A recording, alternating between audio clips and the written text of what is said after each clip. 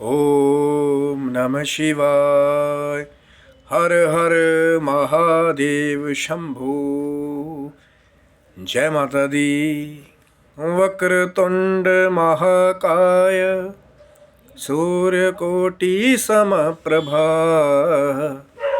निर्विघ्नं कुरु मे देव सर्वकार्येषु सर्वदा। ओम श्री गणेशाय नमः।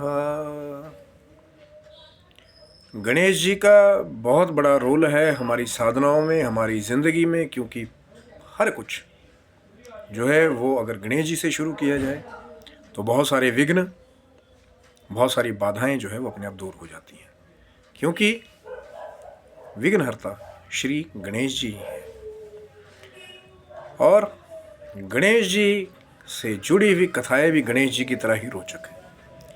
शिव शक्तो होम चैनल पे आप लोगों का हार्दिक स्वागत है। मित्रों, कैसे हैं आप सब? आशा करता हूं कि आप कुशल से होंगे, मंगल से होंगे, और भगवान शिव की, माँ जगदम्बा की कृपा सदा आपके और आपके पूरे परिवार के ऊपर बनी रहे, यही शुभकामना है।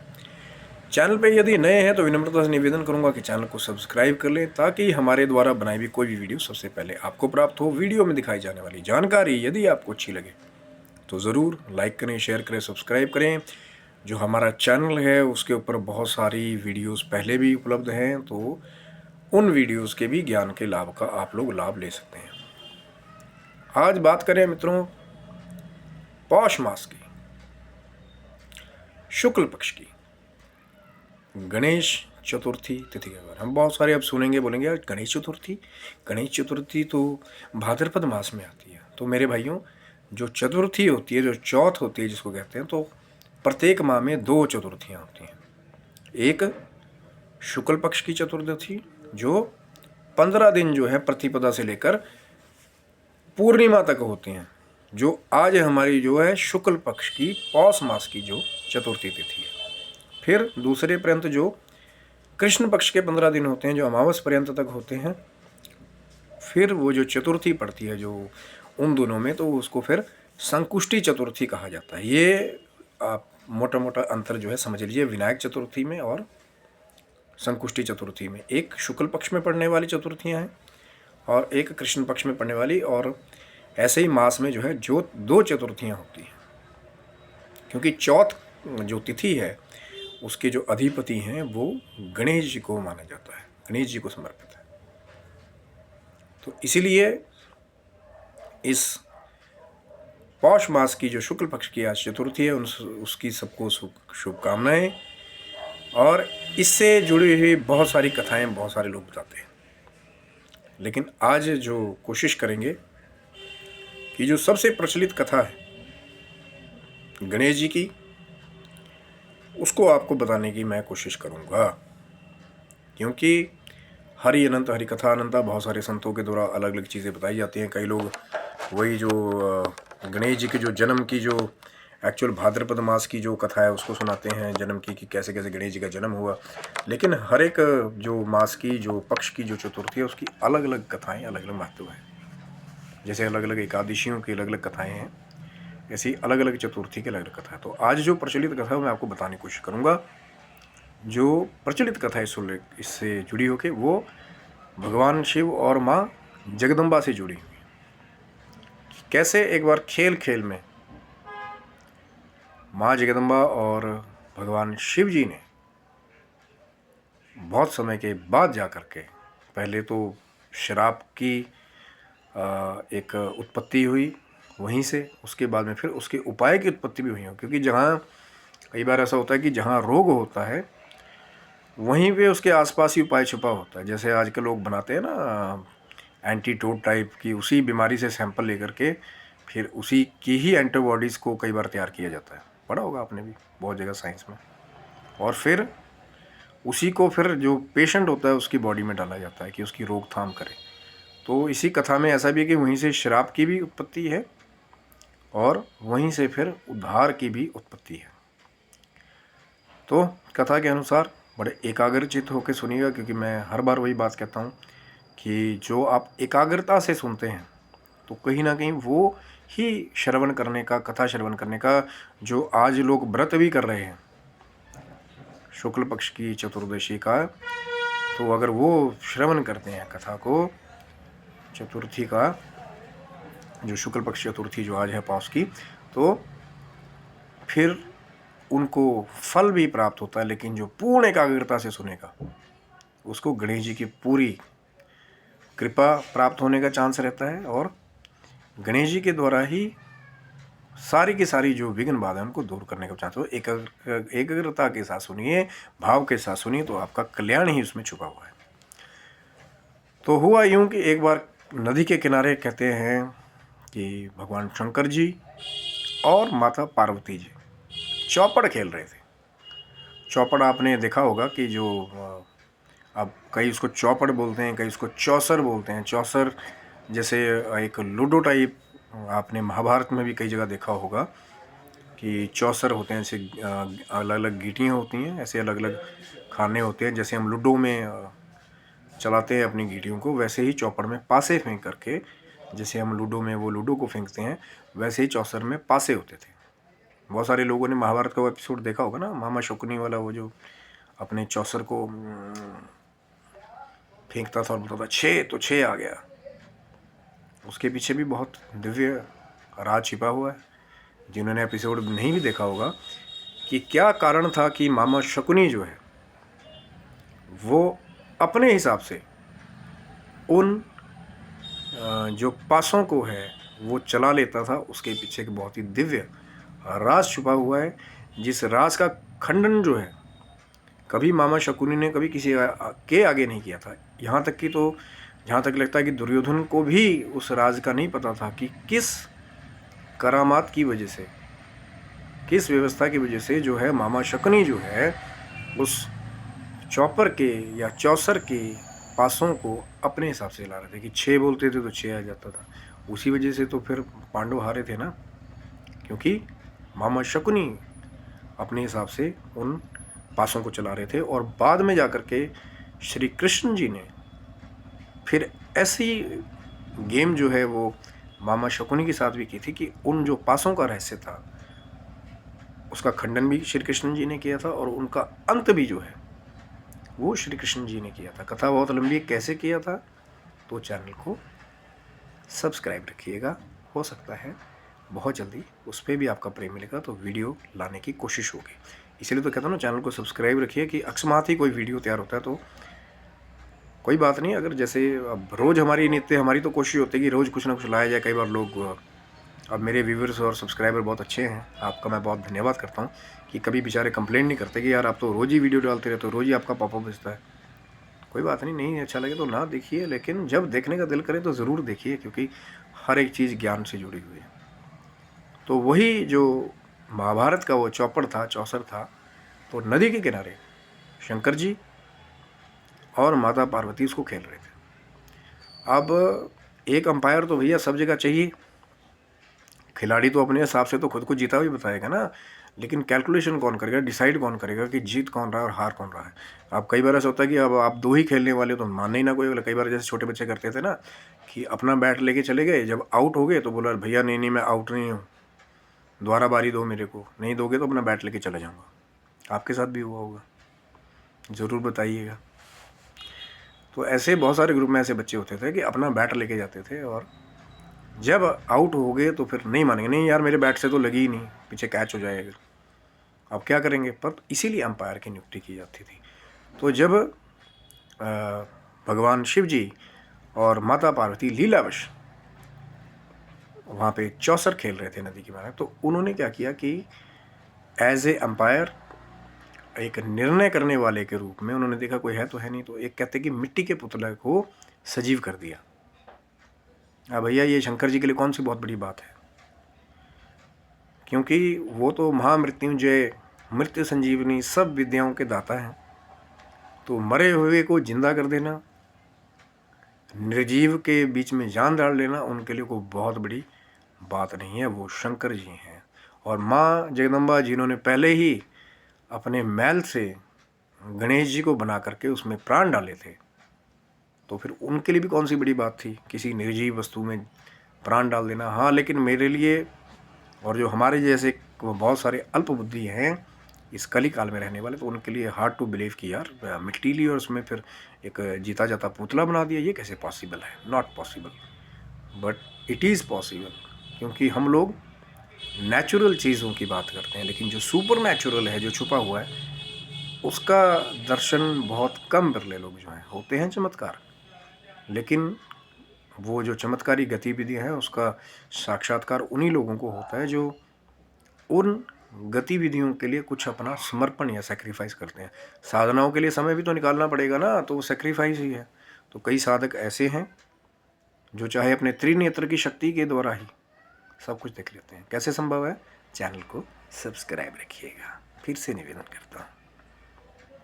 और फिर उन्होंने क्या किया, शंकर जी ने, माँ पार्वती जी ने मिट्टी का पुतला लिया, उसके अंदर जान डाल दी और उसको एज एन अंपायर नियुक्त कर दिया। अब हो सकता है शंकर जी ने ही अंदर जान डाली हो।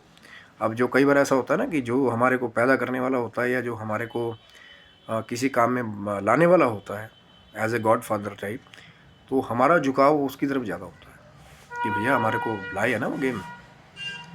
तो कहते थे कि शंकर जी और माता पार्वती जी ऐसी बाजी खेलती रहीं और गेम चलते चलते जो वो चौपड़ का खेल चल रहा था, चौसर का, तो माता पार्वती जी 3-4 बार उसको जीत गई लीलावश। और भैया शंकर जी हैं, बिना बोले ही बहुत बड़ी बड़ी गेमें कर देते हैं। कई बार सामने वाले को जितवा कर ही खुद ही जीत जाते हैं। लग रहा होता है सामने वाले कि मैं जीत रहा हूँ, लेकिन बैठे बैठे बिना बोले कोई और जीत रहा होता है। वो शंकर जी हैं, देवादिदेव महादेव शिव शंभु। तो माँ पार्वती जी 3-4 बार जीत गई, तो पुतले को पूछा भी कौन जीत रहा है, तो पुतले ने बार बार जो है वो शंकर जी की साइड ली। जैसे मैंने कहा ना, हो सकता है शंकर जी ने जान डाली हो उस पुतले में। और जब शंकर जी की साइड ली उस पुतले ने, तो 3-4 बार माँ का जगदम्बा ने देखा। अब वो तो माँ आदि शक्ति हैं, प्रचंड शक्ति की स्वामिन है। तो माँ पार्वती को गुस्सा आ गया, और जब माँ को क्रोध आ गया तो वो तो भैया पूरे संसार को भी नष्ट करने की शक्ति रखती हैं। तो माँ जगदम्बा ने क्या किया, श्राप दे दिया उस जो पुतले को बनाया था कि जा जाके लंगड़ा हो गया। तो वो लंगड़ा हो गया। अब प्राण उसके अंदर थे तो भैया कष्ट तो होगा उसको भी, है ना। हमारा कोई एक अंगहीन हो जाता है तो फिर तो बड़ा मुश्किल है। वो तो माटी का पुतला था। तो जब लंगड़ा हो गया तो फिर क्षमा मांगी उसने, पुतले ने, माँ जगदम्बा से। उन्होंने विनय की शंकर जी से कि महाराज मेरा इसमें कोई दोष नहीं है, मैं तो भावपूर्ण तरीके से ही अपनी भक्ति को व्यक्त कर रहा था, लेकिन माँ ने तो मुझे पर श्राप दे दिया। अब शंकर जी तो फिर वही है कि चुप रहकर ही कई बार गेम खेलते हैं, तो वो मुस्कुराए और हो सकता है माँ पार्वती की तरफ देखा हो कि अब आपने श्राप तो दे दिया, पर अब इसका उद्धार भी करें। तो माता पार्वती की जब उस पुतले ने बहुत अनुनय विनय की तो माँ प्रसन्न हो गई कि वो तो जगत माता है। बच्चों के साथ माँ रुष्ट भी हो जाती है, उनको मार भी लेती है, पीट भी लेती है, क्योंकि हर एक जीव, क्योंकि वो स्वयं माँ प्रकृति है। तो जो पैदा करने वाली प्रकृति में चाहे प्रत्येक जीव है, तो वो माँ से ही उसकी उत्पत्ति है। बिना माँ के चाहे कितना बड़ा पीर पैगंबर औलिया आ जाए, माँ से बड़ा तो नहीं हुआ ना। तो फिर जब माँ की प्रार्थना की उस लंगड़े पुतले ने, तो माँ को दया आई और माँ ने कहा कि ठीक है, मैं आपका ये अपराध क्षमा करती हूँ, लेकिन जो श्राप मैंने दे दिया वो वापस नहीं हो सकता, वो तो घटित हो गई रहेगा। कि जो आप श्राप मैंने आपको दिया था कि लंगड़े हो जाओ, लंगड़े आप हो गए, उसको तो नहीं मैं वापस डाल सकती, लेकिन इसको दोबारा जो है दूर करने के लिए मैं आपको उपाय बता सकती हूँ, और वो उपाय आप कीजिएगा तो फिर आपका ये कष्ट दूर हो जाएगा। तो पुतला बड़ा प्रसन्न हुआ कि चलो यार, माँ का कोप तो शांत हुआ। ऐसा नहीं कहीं भस्म ही कर दे 1 मिनट में, जैसे जिंदा किया था जान डाल के, वैसे फिर से मार देंगे। पर माँ तो माँ है। माँ ने फिर बताया कि आप अगर अपना उद्धार चाहते हैं इस श्राप से, तो आप पौष मास की शुक्ल पक्ष की ये जो चतुर्थी तिथि आती है, तो अब बहुत सारी कथाएं कहती हैं कि कुछ कन्याएं जो है वहाँ पे वो पूजन के लिए आती हैं इस नदी पे। अब कुछ कथाएं कहती हैं कि नाग कन्याएं वहाँ पे पूजन के लिए आती हैं। है ना। और बहुत सारे लोगों को ये भी पता है कि कुछ कन्याएं जो हैं वो नाग से रिलेटेड जो है भगवान शंकर के भी कुछ संतानें हैं। बहुत लंबी कथा है।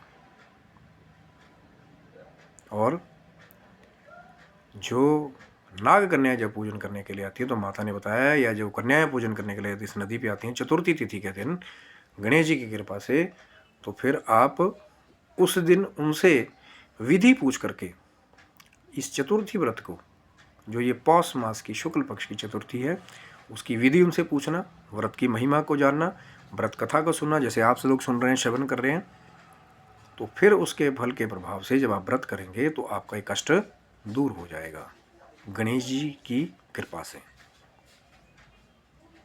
ये महिमा है गणेश जी के नाम की व्रत करने की।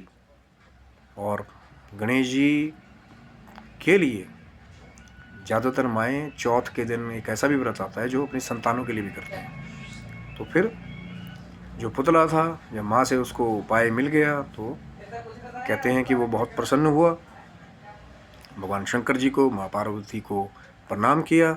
माँ पार्वती और शंकर जी वहाँ से अंतर्ध्यान हो गए। और फिर वो जो पुतला था उसने, कहते हैं कि जैसे ही चतुर्थी तिथि आई तो वो जो कन्याएं थी या नाग कन्याएं थी वो पूजन करने के लिए नदी पर आई। तो उन्होंने फिर इस चतुर्थी तिथि का महात्म्य पूछा पुतले ने, और व्रत कथा को सुना। व्रत कथा को सुनने के बाद फिर व्रत किया, गणेश जी का पूजन किया, वंदन किया, जैसे भी मानसिक रूप से या जो भी साधन जुटाया था उस पुतले ने। और फिर कहते हैं कि जो पुतला था गणेश जी की कृपा से अगले दिन फिर वो जो उसको लंगड़े होने का श्राप लगा था वो दूर हो गया, और उसका जो पाँव था वो ठीक होकर सजीव हो गया। ये थी गणेश जी की कृपा। और इसी व्रत के करने से जैसे उस पुतले का जो लंगड़ापन दूर हो गया, कई बार ऐसी हमारी बहुत सारी शारीरिक व्याधियाँ होती हैं जहाँ बड़े बड़े डॉक्टर जो है वो फेल हो जाते हैं उसका उपाय करने में। लेकिन जब गणपति गणेश की कृपा हो जाए तो वो जो शरीर का विघ्न है, रोग है, कई बार वो अकस्मात ही दूर हो जाता है। और डॉक्टर लोग भी हैरान हो जाते हैं कि यार ये कैसे ठीक हो गया, अभी तो कल परसों रिपोर्ट्स निकाली थी तो उसमें बहुत सारा इन्फेक्शन था, अभी आज चेक करें तो बिल्कुल कुछ है ही नहीं, जैसे कुछ था ही नहीं वहाँ पे। तो ऐसे भी बहुत सारे सुपर नेचुरल केसेस जो है वो घटित होते हैं।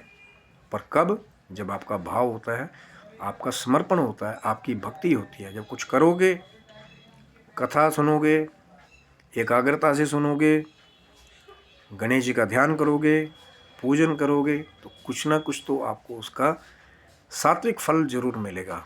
हो सकता है थोड़ा देर से मिले, पर मिलता ज़रूर है, भले ही बहुत सालों के बाद मिले, पर मिलेगा ज़रूर। और कईयों को तो ये कलिकाल है, इसमें तो चीज़ें बहुत जल्दी प्राप्त हो जाती हैं, चाहे दुष्परिणाम हो चाहे सुपरिणाम हो, बहुत जल्दी प्राप्त हो जाता है। तो ये थी गणेश जी की पौष मास की शुक्ल पक्ष की विनायक चतुर्थी की व्रत कथा। आशा करता हूँ मित्रों आपको वीडियो अच्छा लगा होगा। वीडियो अच्छा अगर यदि नहीं लगा होगा तो ज़रूर वीडियो को आप डिलीट कर सकते हैं, आप डिसलाइक कर सकते हैं। लेकिन यदि कमेंट करना चाहते हैं कमेंट बॉक्स में, तो सरल और मर्यादित शब्दों में आप कमेंट कीजिए। कोई और टॉपिक पे आप चाहते हैं कि वीडियो बने तो ज़रूर सरल और मर्यादित शब्दों में कमेंट कीजिए कि इस टॉपिक पे क्या आप बना सकते हैं या ये टॉपिक पे बन सकती है।